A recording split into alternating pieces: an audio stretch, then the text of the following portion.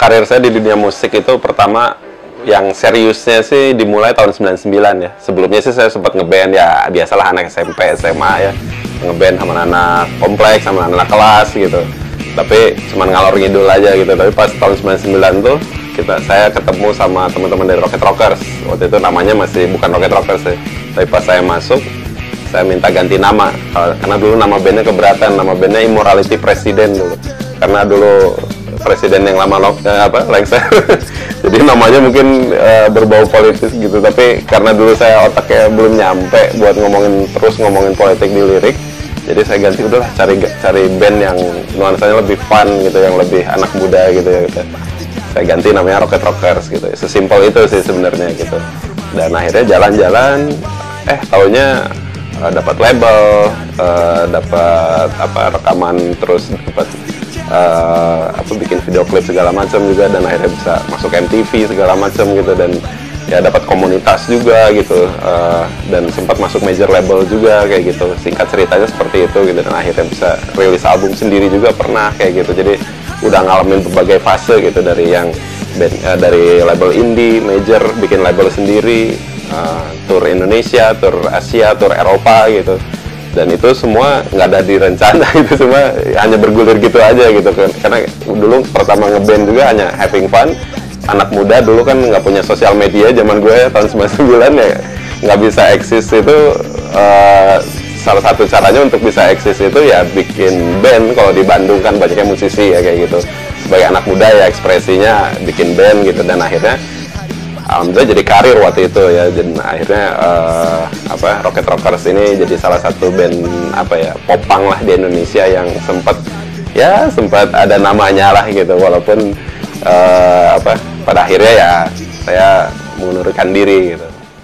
Menunggu mentari kan tiba. Kebetulan saya mengundurkan diri itu pas lagi di puncak karir sebenarnya, kalau boleh disebut, kata pas beres pulang dari Eropa waktu itu, tour Invasion Tour namanya, PSD Invasion Tour, sama sebuah clothing di Bandung. Kita tour Eropa di sana, dan kenapa saya mengundurkan diri dari Rocket Rockers sebenarnya udah lama, kegalauannya numpuk gitu. Ya salah satunya ya lebih ke kegundahan dengan lingkungan gitu, kayak saya kok mulai bertabrakan idealisme ya dengan lingkungan entertainment gitu. Ketika itu juga saya masih beragajulan lah kayak gitu, ada kegalauan dalam diri juga. Kadang hidup kok gue pengen hidup tuh gini terus atau gimana ya gitu, saya masih bingung gitu, nggak punya pegangan yang kuat gitu. Dan akhirnya saya mulai mencari, proses pencarian lah seperti itu gitu. Banyak juga musisi-musisi yang seperti itu, dan saya akhirnya ngalamin juga gitu proses pencarian ketika saya udah tahu lingkungan entertainment seperti apa, dan yang saya lakukan, kenakalan saya dulu seperti apa, dan akhirnya terjadi kekosongan jiwa di situ. Dan akhirnya ruhiyah saya yang hilang sebenarnya. Secara materi, secara kebutuhan fisik semua terpenuhi, tapi ternyata ruhiyah saya hilang gitu. Saya mencari itu waktu itu, dan akhirnya sekitar tahun 2008-an juga saya udah mulai kembali mencari ilmu agama saya, itu Islam. Dan akhirnya saya mulai digging, dan ketika ilmu itu dapat, ternyata banyak hal-hal yang berbenturan ya dengan kehidupan saya ketika ngeband gitu. Dan wah, lama-lama akhirnya ya terjadilah gesekan. Itu pasti ya, gesekan antara pemikiran baru saya dengan band, dengan komunitas gitu. Dan akhirnya dari situ juga saya mulai merasa, daripada saya jadi duri dalam daging gitu, menghambat karir band ini gitu. Dulu kan kita Rocket Rockers punya 2 vokalis gitu, ya udahlah jalan 1 vokalis saja gitu. Saya mengundurkan diri karena saya butuh untuk mengisi ruhiyah saya itu yang hilang itu. Jadi saya sebenarnya dalam keluar dari band itu sebenarnya ada proses pencarian dulu sebelumnya gitu, nggak langsung keluar gitu karena satu akibat gitu, nggak, prosesnya panjang gitu. Dan puncak-puncaknya itu tahun 2012. Jadi pas awal 2012 sebenarnya saya udah pengen ngundurin diri dari band, Tapi karena masih terikat album, akhirnya awal 2013 saya baru keluar dari band. Yaitu dengan alasan yang saya ceritakan tadi itu.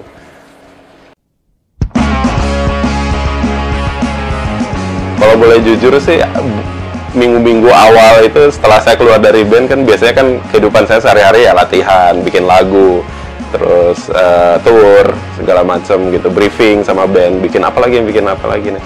Tiba-tiba di-cut, hilang itu semua, dan saya sempat keluar naik motor gitu. Dan pas keluar naik motor, loh, saya mau kemana ini? Sempat linglung gitu. Saya nggak tahu harus berkegiatan apa gitu, dan akhirnya di situ saya mulai ya ada ngebaso sendiri gitu di pinggir jalan. Saya harus ngapain ya, akhirnya ya sempat juga ada godaan-godaan udahlah masuk lagi ke entertainment gitu atau seperti itu. Tapi ya itu saya masih berkomitmen ingin memantapkan ruhiah saya dulu gitu sebelum saya terjun lagi, balik lagi ke komunitas, entah itu apa nantinya gitu ya, saya juga belum tahu. Tapi ya yaudahlah, saya harus cari ilmunya dulu gitu. Jadi kalau untuk penyesalan keluar dari band sih sebenarnya nggak ada ya, karena emang udah tekadnya udah bulat gitu. Tapi kalau rasa kangen kayak gitu sih udah pasti ada, karena 13 tahun hidup saya itu sempat habis di sebuah band bernama Rocket Rockers gitu ya. Silaturahim tetap jalan gitu, saya juga nggak merasa sok suci atau apa gitu, enggak, tetap buka bersama bareng gitu. Kadang juga sempat waktu buka bersama juga saya sempat featuring satu lagu gitu waktu bulan puasa kemarin. Ya normal aja sebenarnya, nggak terjadi yang gimana yang musuhan kayak gitu, enggak gitu, tapi tetap terjalin lah gitu. Saya juga kadang ngasih sepatu ke band gitu, ini pakai gitu. Normal lah gitu. Tapi kalau untuk keinginan di musik itu kadang selalu muncul, itu belum hilang 100% karena ya itu 13 tahun nempel itu untuk ngelepasnya susah gitu. Dan saya pengen ya udahlah prosesnya alami aja gitu. Apakah nantinya saya kembali ke musik atau enggak ya saya belum tahu gitu. Walau alam. Sibukan saat ini ya setelah keluar dari band, sebenarnya saya sempat dalam titik nol ya, bahkan minus gitu. Saya kehilangan harta saya.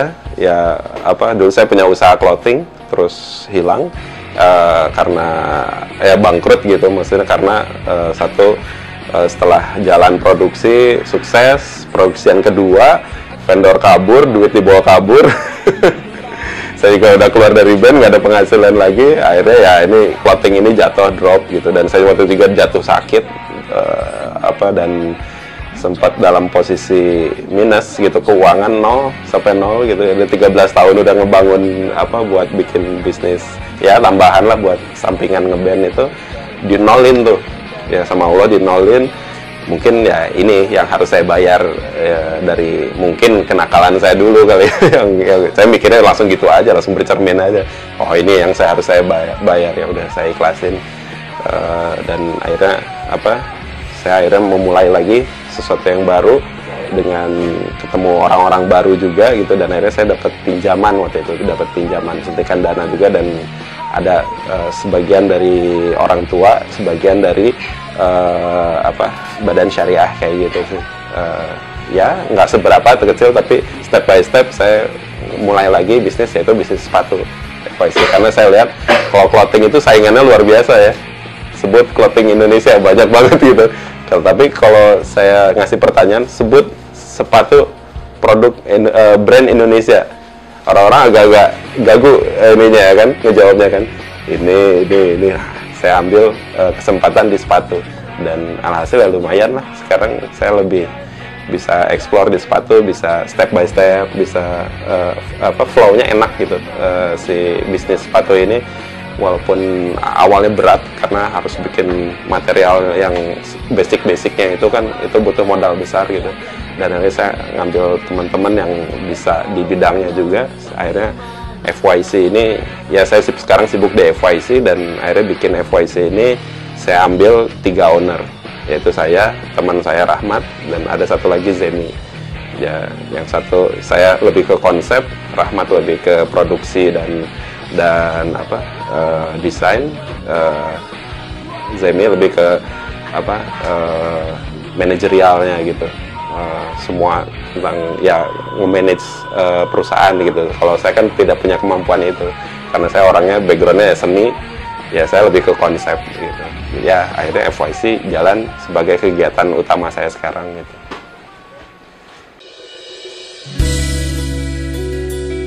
Tentang FYC seru ya sebenarnya. Saya awal belusukan buat bikin sepatu ini sama Rahmat dulu berdua. Karena waktu itu saya sendirian nggak sanggup, akhirnya saya minta bantuan Rahmat. Ayo dong, kita jalani dulu bisnis sepatu. Waktu itu Rahmat belum jadi owner. Akhirnya gua angkat jadi owner. Udah lah, dulu jadi owner juga lah. Sekian persen. Oke, deal gitu. Kita belusukan. Sepatunya dulu masih handmade ya. Masih di tempat pembuatan sepatu ya, dengan pengrajin tangan gitu. Dan akhirnya kita bikin beberapa lebaran tahun kemarin tuh, dan coba kita desain segala macam, dan akhirnya dipasarkan. Ternyata responnya lumayan bagus gitu, dan akhirnya permintaan semakin banyak. Yang homemade ini udah nggak bisa menyesuaikan dengan permintaan. Akhirnya ya kita pindah ke pabrik, dengan yang pasti pengeluaran lebih banyak gitu, dan akhirnya kita butuh lagi tim yang lebih solid. Akhirnya saya ambil lagi satu owner yang bisa jadi mengcover kita juga gitu, tambahan gitu, jadi lebih solid lagi, lebih nggak was-was lagi gitu. Karena saya dulu pengalaman dulu sendirian akhirnya bangkrut karena saya nggak ngerti ilmu manajemen, ilmu pemasaran segala macam, karena saya hanya tahu konsep, jual, kalau dapat duit bengong bingung harus ngapain gitu. Dulu saya nggak punya ilmunya, tapi sekarang dengan kondisi yang solid ya akhirnya FYC jalan. Ya konsep FYC itu sebenarnya sederhana ya, kita nggak bikin sepatu yang kata orang tuh wah apa teknologi segala macam, belum. Kita step by step gitu. Kita makanya untuk awal kita ngeluarin yang basic dulu. Ini kayak model-model yang simple gitu, yang kita lebih ke skateboarding shoes ya, image-nya. Karena saya dulu berkecimpung di dunia itu juga. Rocket Talkers dulu sering main di acara skateboard, saya disponsori produk-produk skateboard juga gitu, dan yang ada di otak saya seperti itu. Saya nggak bisa berbohong dengan image-image yang dikeluarkan itu pasti image-nya dari brand-brand skateboarding juga gitu. Dan tapi saya kembangkan ya nothing new under the sun ya, karena saya juga mencomot desain juga dari beberapa brand favorit saya, tapi disatuin jadi sesuatu yang mudah-mudahan bisa jadi satu yang fresh gitu. Saya nggak sebut ini original, tapi saya ingin menyebut FYC ini fresh gitu. Dan dari segi kualitas juga bertahap. Memang ada banyak kendala lah, karena sepatu itu kan dimensinya banyak ya. Dan juga harus lem, harus apa segala macam, dan jadi ilmu tersendiri gitu. Bikin sepatu itu jadi kasihkan tersendiri. Beda sama clothing kan udah jadi kaos sablon beres gitu. Kalau sepatu ternyata di luar dugaan saya gitu. Makanya saya respect gitu sama pendahulu-pendahulu di Indonesia yang udah bikin sepatu duluan. Wah, itu dahsyat banget, bisa sampai dapat sepatu yang nyaman, enak dilihat. Itu butuh proses yang panjang ternyata. Dan ya FYC baru sampai tahap sini lah, tahap yang memang udah lumayan pasar mulai suka dan mulai appreciate gitu dengan desain-desain yang kita kasih gitu. Mereka juga ini kok beda ya gitu. Kadang-kadang juga ada yang wah mendingan gua beli ini dibanding gua beli sepatu yang luar gitu, harganya setengahnya kan, karena konsep kita emang ya setengah harga dari brand-brand luar yang masuk ke Indonesia. Karena kan tanda kutip jajahan brand luar kan sekarang udah luar biasa ya, di mall-mall, apalagi di concept store juga udah banyak gitu. Dan ya kita mulai yang lokal aja lah, karena brand terbesar brand sepatu terbesar di dunia juga kan produksinya sebenarnya di Indonesia kan. Kenapa nggak Indonesia jadi tuan rumahnya sendiri gitu kan, kita pikirnya gitu. Kalau konsep FYC sih ya lebih ke good, clean, and fun ya gitu. Saya pengen ngangkat image skateboarding itu lebih ke sesuatu yang kalau zaman dulu kan Jackass ya, image-nya tuh selalu Jackass gitu. Saya mulai bosen gitu dengan Jackass gitu, udah mah filmnya agak-agak linu gitu kan. Saya pengen kembaliin sesuatu sport itu ya positif aja gitu. Lo jadi anak muda yang nggak harus nggak harus mabok, nggak harus narkoba juga untuk jadi keren gitu. Jadi good, clean, and fun itu bisa jadi keren juga gitu, bisa jadi sesuatu yang cool gitu, dengan pola pikir anak muda yang baru, dengan pola pikir anak muda yang lebih mikirin apa, kepedulian dengan lingkungan. Makanya kita juga kerjasama dengan Act for Humanity.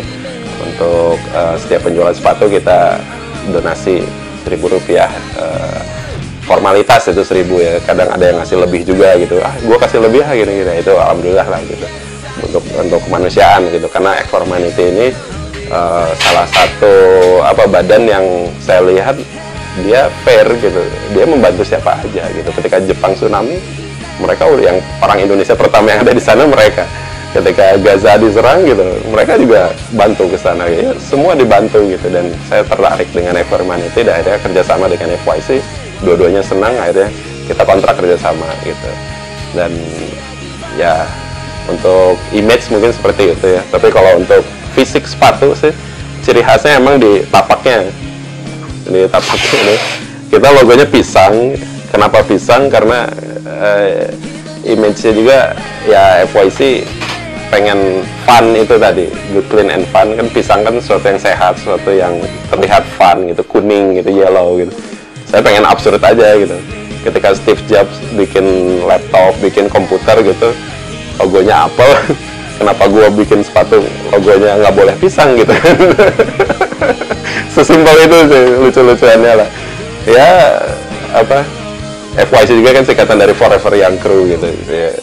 Forever Young itu kan sebenarnya selamanya, yang muda selamanya itu sebenarnya bukan orang-orang yang di dunia, tapi yang nanti di surga gitu. Gue pengennya membawa ya konsumen memikirkan surga juga lah gitu, karena mudah-mudahan kita jadi Forever Young Crew gitu, krunya surga gitu, sedap gitu.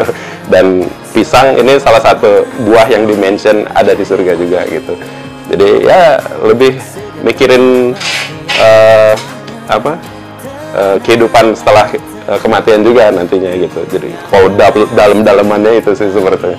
Tapi di konsepnya dengan sesuatu yang fun gitu, nggak sesuatu yang berat, nggak sesuatu yang harus mikir banyak gitu, nggak. Saya bikin sesuatu yang fun, tapi ternyata filosofinya orang-orang, filosofinya ternyata ini loh, positivity gitu. Ya seperti itu.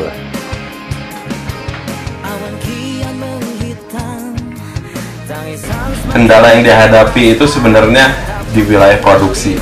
Itu udah pasti. Sepatu itu ya yang saya bilang tadi, ini kan berbagai dimensi ya. Sepatu itu kiri, kanan, atas, bawah, dalam. Karena untuk dalam ini aja, untuk skate shoes itu, skateboarding shoes, walaupun dipakai buat sehari-hari ya orang bisa gitu, nggak harus skateboarder yang pakai gitu. Tapi kita juga pasti ngutamain buat skateboarder juga biar nggak injury ketika drop in, ketika kan ekstrim ya. Kalau skateboarding itu ya kita mulai explore dari awal, kita coba kasih ke skateboarder, pakai nih, wah ternyata masih sakit bro, pas dropin gila sakit banget gitu. Berarti dalamnya tuh harus agak ditebelin, bahannya ini kita cari bahannya apa, Eva Sol gitu. Oh Eva, tanya-tanya ke tempat sepatu, oh bahan Eva ya itu mah gitu.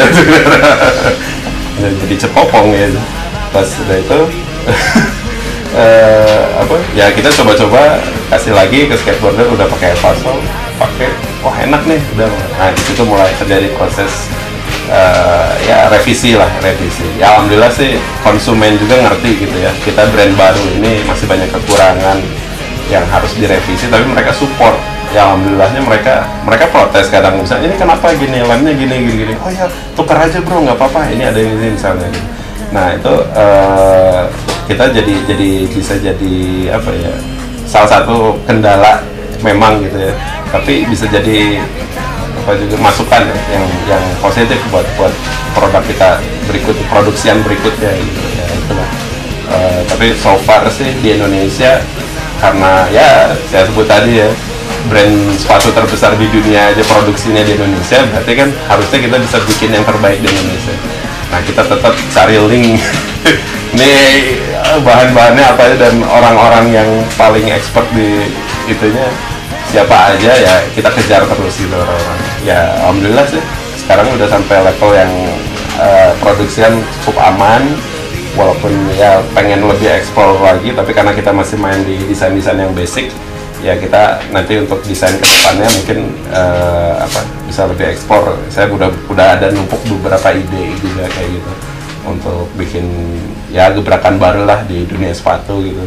Tapi ya so far sih untuk awal kita yang basic dulu aja deh, yang bikin orang nyaman, enak dilihat, terus komunikasi antara brand dengan konsumennya bagus. Ya saya lagi ngemas itu dulu gitu sampai mereka bisa terus menjadi bagian dari FYC juga gitu. Saya ngemasnya si konsumen ini pengennya dia udah kayak keluarga yang bisa ngeritik gitu.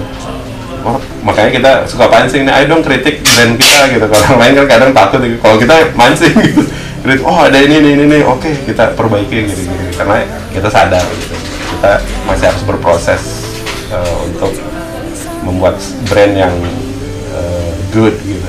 Nah ya itu kendala-kendalanya banyaknya di produksi sih, seperti itu. Tapi ya kita sekarang lagi proses pencarian yang terbaik.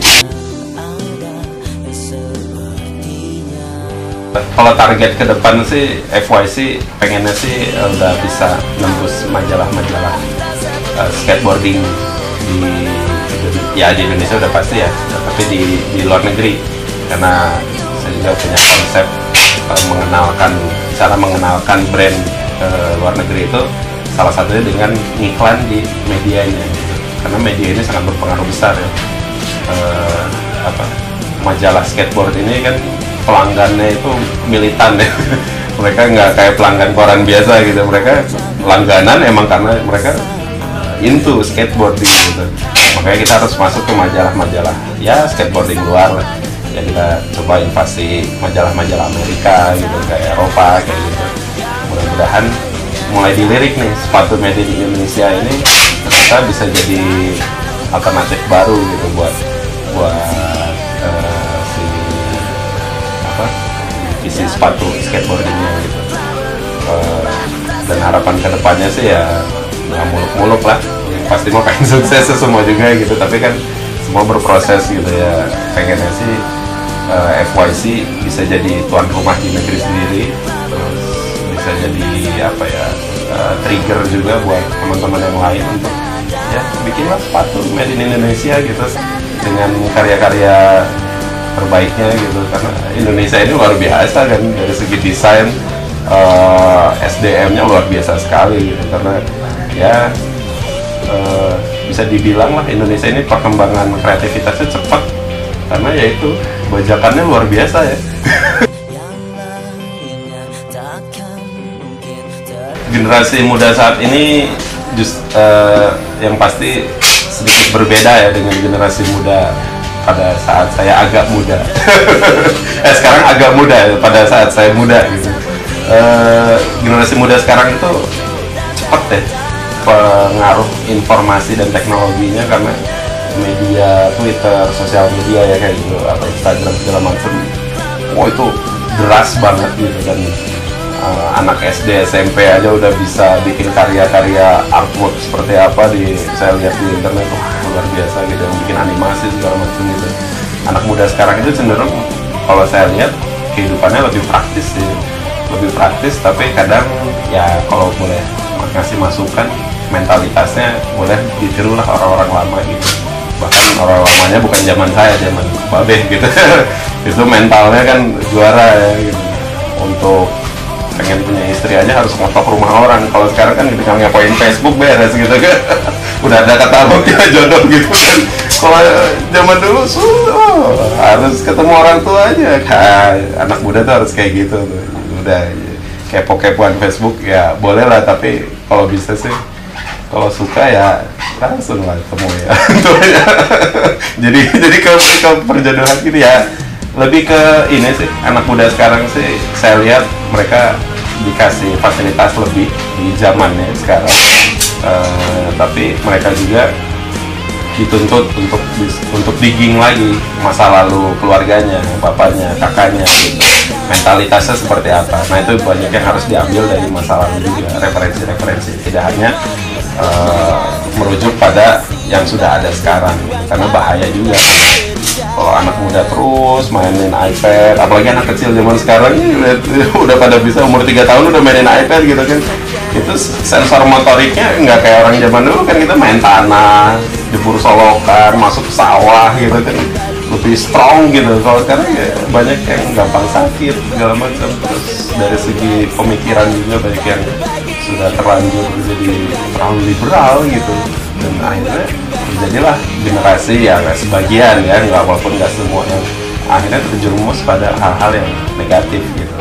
Ya kalau masukan dari saya sih ya itulah referensi-referensi positif yang mungkin bisa dari generasi sebelumnya lah, ya, bisa dijadiin kekuatan buat ngimbangin sama serangan-serangan teknologi sekarang, buat jadi anak muda yang lebih strong gitu.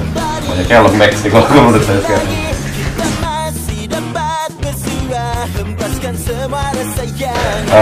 Pesan buat generasi muda ya, stay good, clean and fun. Kalau kata apa ya, tetaplah menjadi orang yang menyenangkan, good, terus tetap jadi menginspirasi sekitarnya. Walaupun menginspirasi itu nggak harus lingkungan, bisa jadi menginspirasi kakak, adik, orang tua gitu. Kita inilah keluarin apa, vibe positif kemanapun kita berangkat. Mudah-mudahan dengan membawa itu gitu, kita bisa menjadi orang yang apa ya, bisa membantu banyak orang gitu. Jadi karena kan sekarang apa ya, jiwa-jiwa individualis nih mulai pada keluar nih karena kita anteng di sosial media segala macam gitu kan. Jadi orang-orang cenderung individualis dan melihat sekitar itu kadang ya seperlunya aja gitu. Misalnya ada yang ada kecelakaan di sini, oh iya kasihan ya gitu. Itu semua tapi nggak bisa gitu. Emang kita nggak bisa apa-apa juga, tapi apa ya, rasa empati, rasa apa ya, kehidupan yang real gitu, menurut saya harus dikembalikan ya. Cobalah bikin movement seperti apa, misalnya detox gadget. Jadi kita dalam seminggu atau sebulan nggak pakai gadget nih, cobain, nggak pakai TV, nggak pakai laptop, nggak pakai sosmed gitu. Kita bersosialisasi di luar, atau kita ke pantai, ke gunung segala macam. Bikinlah komunitas-komunitas seperti itu yang akhirnya membuat kita lebih manusia lagi gitu. Karena sekarang banyak yang anak muda mulai robotik gitu. Makanya kita coba manusiakan lagi kita gitu, dan ya positif kita aja.